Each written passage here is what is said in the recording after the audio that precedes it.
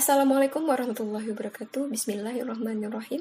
Perkenalkan, nama saya Fitri Wulandini dari kelas Psikologi 6A dengan NPM 41183507170023. Baiklah, di video singkat kali ini saya akan menjelaskan jawaban dari soal yang telah diberikan oleh Bu Novik di Google Classroom untuk tugas UTS atau jawaban soal UTS mata kuliah perilaku organisasi.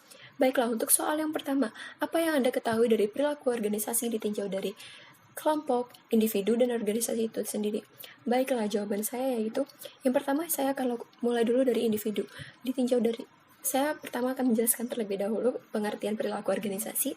Jadi, perilaku organisasi tersebut adalah studi disiplin ilmu yang mempelajari tentang tentang perilaku tingkat individu dan tingkat kelompok dan dampaknya terhadap kinerja.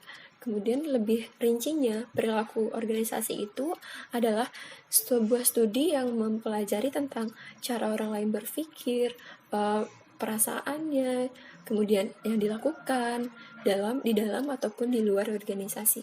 Baiklah, ditinjau dari individu, setiap individu itu memiliki karakteristik yang berbeda-beda. Nah, untuk memahami perilaku organisasi tersebut, kita harus terlebih dahulu memahami karakteristik individu. Nah, karakteristik individu itu mulai dari kepribadiannya dan sikapnya. Pastinya karakteristik tersebut akan dibawa di dalam dunia organisasi atau di dalam pekerjaannya. Jadi, sehingga dalam perilaku individu terkadang menerapkan kepribadiannya dalam melaksanakan pekerjaan. Kemudian dampaknya yaitu ketika individu itu memiliki kepribadian yang baik dan sikap yang baik, yang pastinya akan berdampak positif juga terhadap perusahaan. Nah, yang kedua ditinjau dari kelompok. Nah, kalau dari kelompok ini, yang pastinya setiap organisasi itu memiliki kelompok-kelompok tertentu. Ada kelompok yang informal, ada kelompok yang formal. Kelompok formal itu seperti kelompok yang di manajerial dari perusahaan, diberikan tugas-tugas tertentu secara berkelompok, sehingga dia membentuk kelompok untuk mencapai tujuan pekerjaan. Nah, kalau kelompok informal ini seperti kelompok-kelompok yang otomatis saja terkumpul karena adanya kesamaan, hobi yang sama, adanya tujuan yang sama. Jadi antara individu-individu itu membentuk kelompok dalam organisasi tersebut. Nah, biasanya kelompok ini terbentuk karena adanya keinginan individu itu sendiri. Nah, maksudnya kelompok yang informal ini. Kemudian selanjutnya itu yaitu dalam organisasi. Nah, dalam organisasi itu sendiri pasti memiliki juga peraturan atau karakteristik tersebut. Nah, karakteristiknya itu seperti peraturan yang diwujudkannya dalam bentuk susunan hierarki, pekerjaan-pekerjaan, tugas-tugas, dan wewenang, sistem penggajian, dan pengendalian, dan sebagainya. Baiklah, kita lanjut ke soal nomor 2. Soal nomor 2 yaitu sebutkan hal apa sajakah dari aspek individu yang mempengaruhi organisasi itu sendiri. Nah, jurnal yang saya pakai salah satunya itu dari Georgius Widianto tahun 2018 mengenai perilaku individu menghadapi konflik dan pengaruhnya terhadap kinerja organisasi. Nah, yang pertama saya akan memberitahu menurut Robbins, individu dalam organisasi itu ada beberapa karakteristik dari dalam dirinya. Yang pertama itu adalah dasar-dasar perilaku.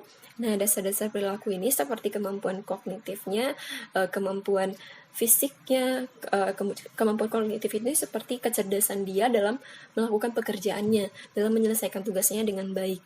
Nah, kalau kemampuan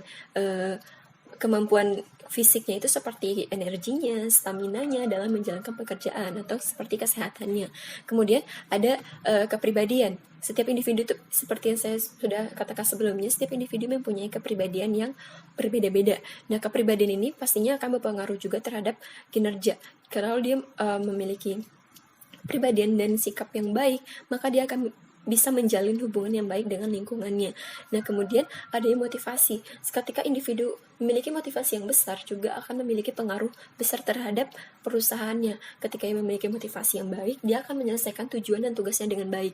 Nah, kemudian ada persepsi dan pengambilan keputusan. Nah, ini juga salah satu hal terpenting dalam menjalankan pekerjaan. Setiap orang mempunyai persepsinya dan berbeda-beda. Nah, untuk pengambilan keputusan, pastinya berdasarkan persepsi. Nah, persepsi ini dari mana? Persepsi ini dari pengalaman masa lalu yang telah ia lalui. Sehingga dengan adanya persepsi, dengan adanya pengalaman, dia akan lebih mudah dalam pengambilan keputusan. Dampaknya terhadap kinerja apa? Ketika keputusannya itu baik dan benar, maka itu sangat baik untuk pengembangan kinerja. Kemudian adanya dorongan tadi udah seperti motivasi. Selanjutnya tentang bagaimana cara individu itu menghadapi konflik. Nah, ada beberapa pola-pola individu dalam menghadapi konflik. Yang pertama itu ada yang bersaing. Bersaing ini maksudnya ketika ada tujuan yang harus dicapai dengan waktu yang singkat demi kepentingan bersama atau kompetitif. Nah, kemudian ada penyesuaian. Ada penyesuaian ini ketika harus mengalah. Nah, kemudian ada kerjasama antara si yang konflik dengan yang terlibat konflik, yang sama-sama terlibat konflik diharapkan bekerja sama agar bisa menjalin hubungan baik. Kemudian adanya persetujuan ini yaitu mengalah begitu saja. Nah, apa sih dampak konflik terhadap perusahaan? Yang pastinya ada dua konflik. Yang pertama itu konflik fungsional. Nah, konflik fungsional ini yaitu berdampak positif terhadap perusahaan, yaitu untuk meningkatkan sistem perusahaan, untuk memperbaiki strategi, memperbaiki apa yang kurang gitu. Nah, jadi kalau konflik disfungsional ini yaitu konflik yang berdampak negatif terhadap perusahaan, yaitu apabila konfliknya susah untuk diselesaikan atau adanya konflik antar pribadi. Nah, jadi apa sih pentingnya perilaku organisasi dalam perusahaan tersebut? Jadi, pentingnya untuk mengenal perilaku organisasi yaitu ketika atasan mampu memahami perilaku individu, memahami perilaku kelompok dan organisasinya itu sendiri agar atasan dapat memberikan kebutuhan yang dibutuhkan oleh individu, kelompok dan organisasi tersebut guna mencapai kinerja yang baik untuk perusahaan tersebut. Jadi seperti yang balik lagi ke awal, perilaku organisasi ditinjau dari organisasi, yaitu dari organisasinya sendiri, seperti adanya peraturan-peraturan, karakteristik seperti peraturan-peraturan yang harus dipatuhi dalam menjalankan tugas-tugas, wewenang, dalam sistem penggajian, dalam pengendalian perusahaan tersebut. Nah, kalau dalam kelompok tersebut juga mempunyai nilai-nilai. Jadi nilai-nilai itu harus merupakan karakteristik dalam kelompok tersebut. Kelompok tersebut juga adanya pencapaian tujuan bersama. Nah, kalau dalam itu juga berguna pastinya untuk kinerja dan berguna bagi perusahaan.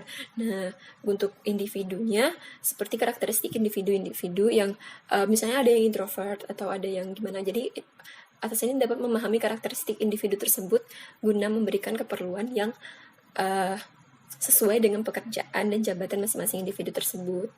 Jadi mereview lagi nomor 2, seperti itulah pengaruh dari individu terhadap kinerja atau terhadap jalannya organisasi tersebut, seperti adanya tadi sikap-sikapnya itu sangat penting sekali. Bagaimana kemudian ada emosional, saya lupa satu, itu emosional dan suasana hati. Nah, emosional ini sangat penting banget dan juga berhubungan dengan adanya konflik tadi. Ketika seseorang mampu mengendalikan atau mengontrol emosinya, maka dia akan menghindari konflik tersebut. Baiklah, mungkin sekian dari jawaban saya, Bu. Terima kasih atas perhatiannya. Sekian dari saya, Bu. Terima kasih atas perhatiannya. Mohon maaf apabila kata-kata dan pengucapan yang berbelit-belit. Assalamualaikum warahmatullahi wabarakatuh.